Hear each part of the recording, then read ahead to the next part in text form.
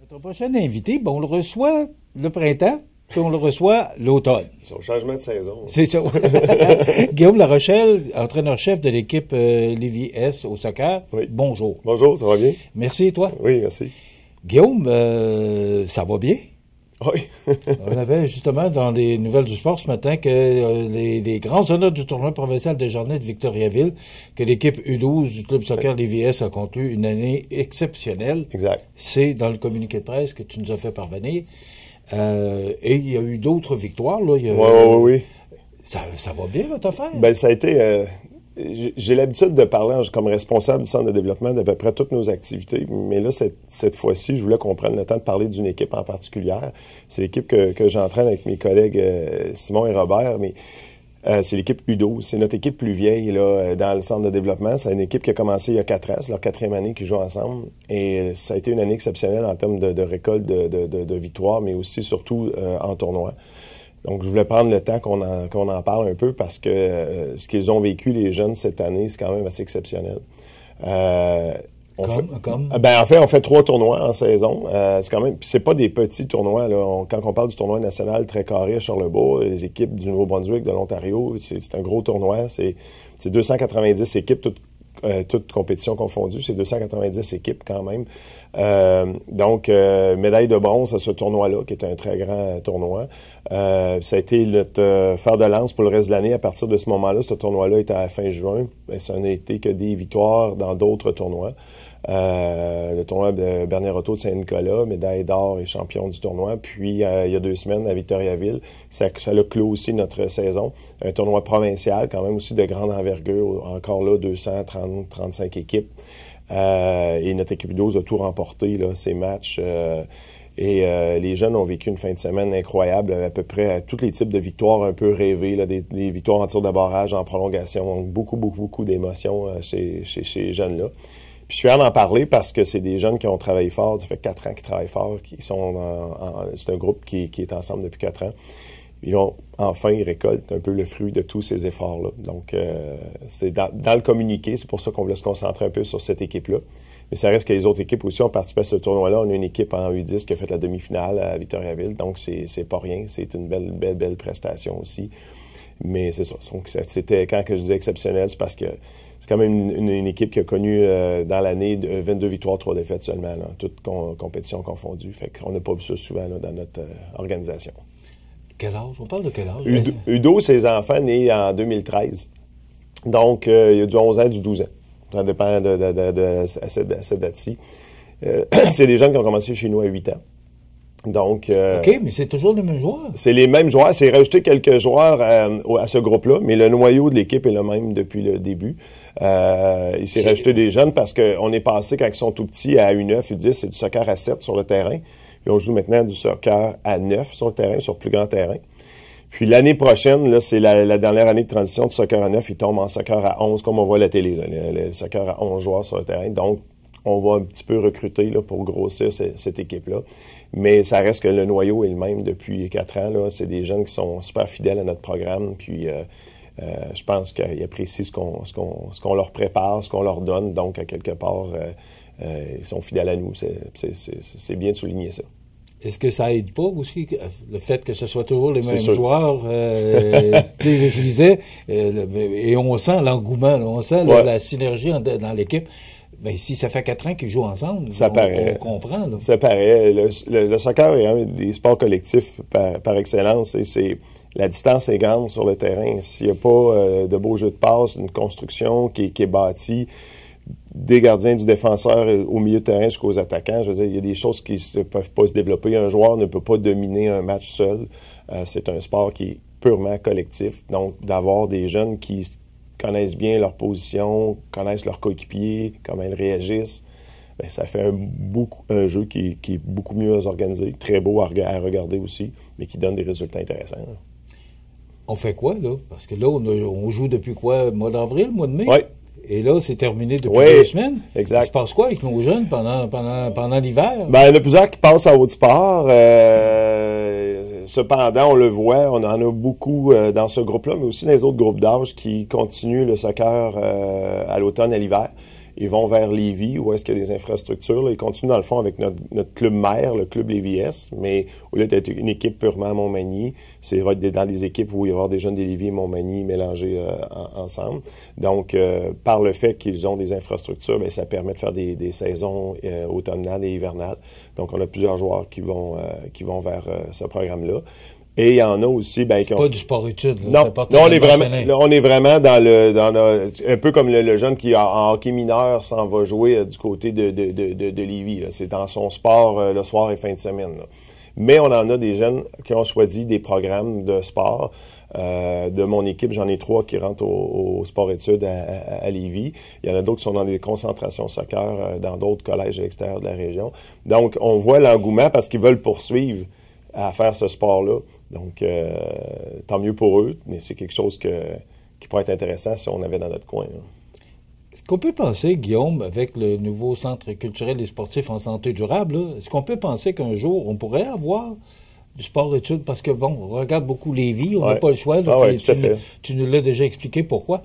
Mais est-ce qu'on peut penser qu'un jour, on pourrait avoir du sport-études ici en soccer avec le nouveau centre sportif? Bien, à la base, ça prend une infrastructure, ce qui n'est pas prévu dans le projet de centre culturel et sportif. On parle surtout d'un centre aquatique, de la palette de gymnastique, d'autres éléments, mais il n'y a pas de stade de soccer en soi. C'est pour ça que le projet de Dôme, qui était un projet peut-être mitoyen, c'est-à-dire un peu moins cher, mais qui aurait pu offrir cette infrastructure-là aux jeunes, là, ça permettrait de faire une concentration sportive au niveau du soccer.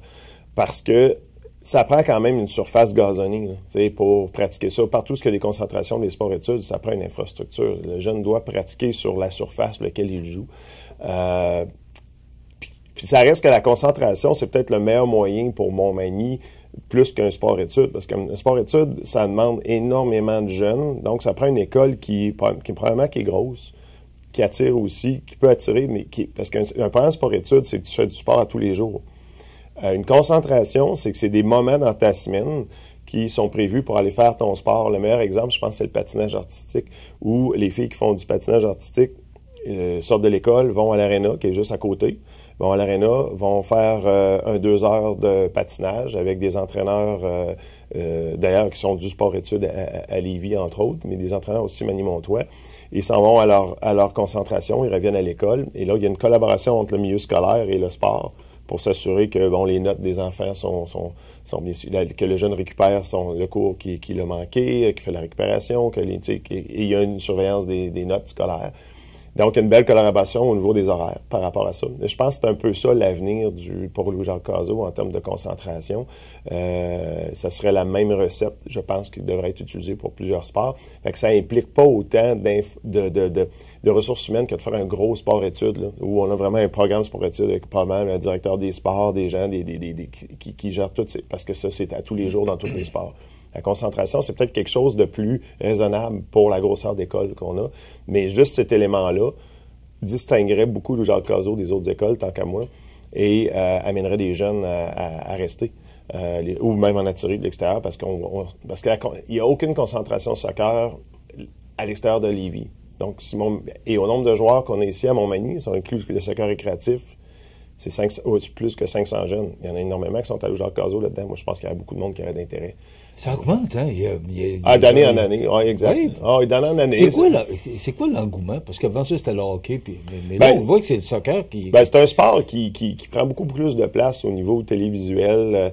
La Coupe du monde s'en vient au mois de juin, là, et le Canada reçoit, entre autres, la Coupe du monde. Ça va être exceptionnel comme ambiance, et ça va être suivi beaucoup par les réseaux. Fait que c'est sûr que les jeunes vont beaucoup s'identifier à ça. Donc, moi, je pense que ça va juste être encore plus gros l'année prochaine.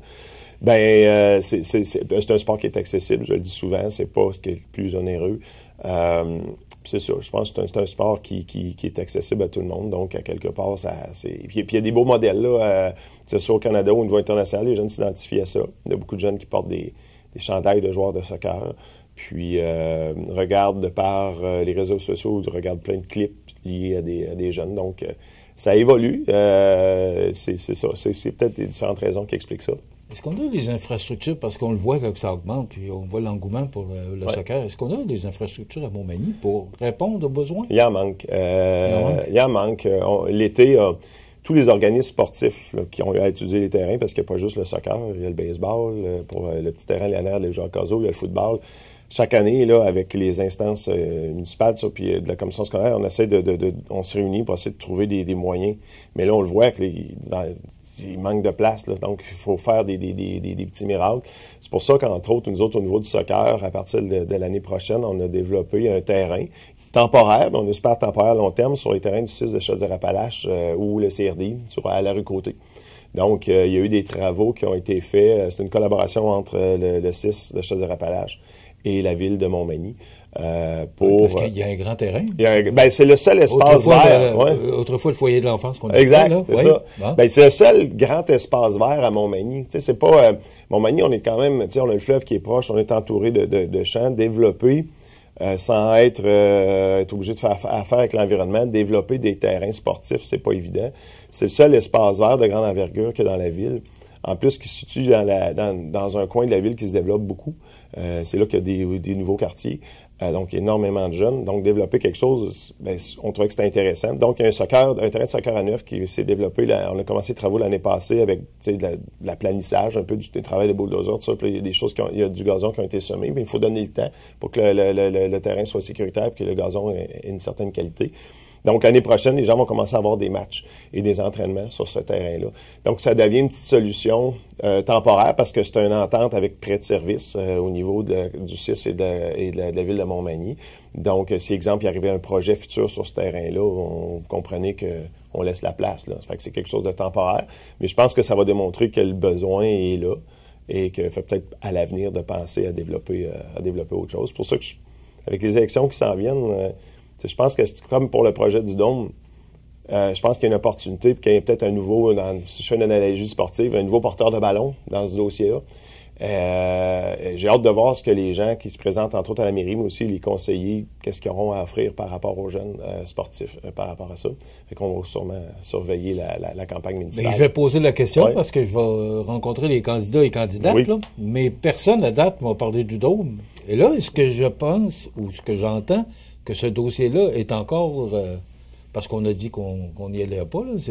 C'est le centre de service scolaire qui avait le dernier mot dans ce projet-là. Est-ce qu'on peut penser, Guillaume, que ça pourrait revenir sur...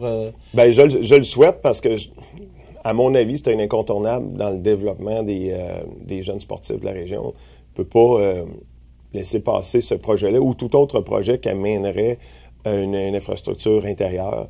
Je peux pas croire qu'on va laisser ça, puis on va laisser les organismes bénévoles dire faites juste du temps partiel avec votre sport.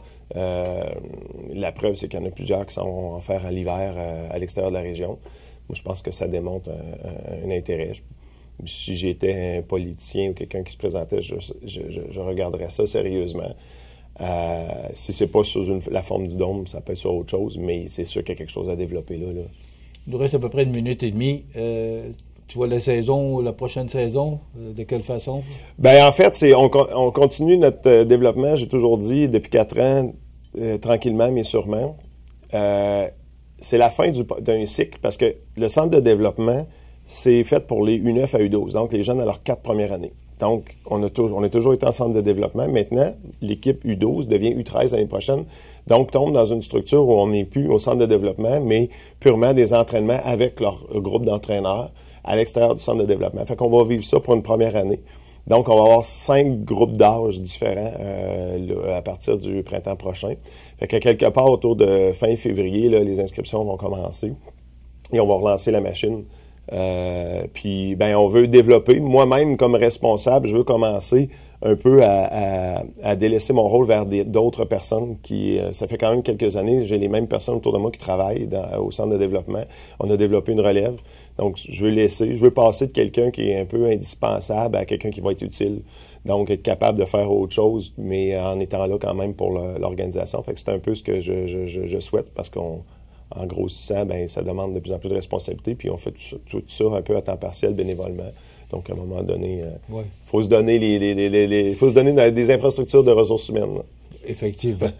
Guillaume, bravo pour Merci. ce que tu fais. Félicitations. Puis félicitations il y a Simon Fortin et Robert Boucher, mes 2 assistants qui sont là ensemble depuis plus de 3 ans.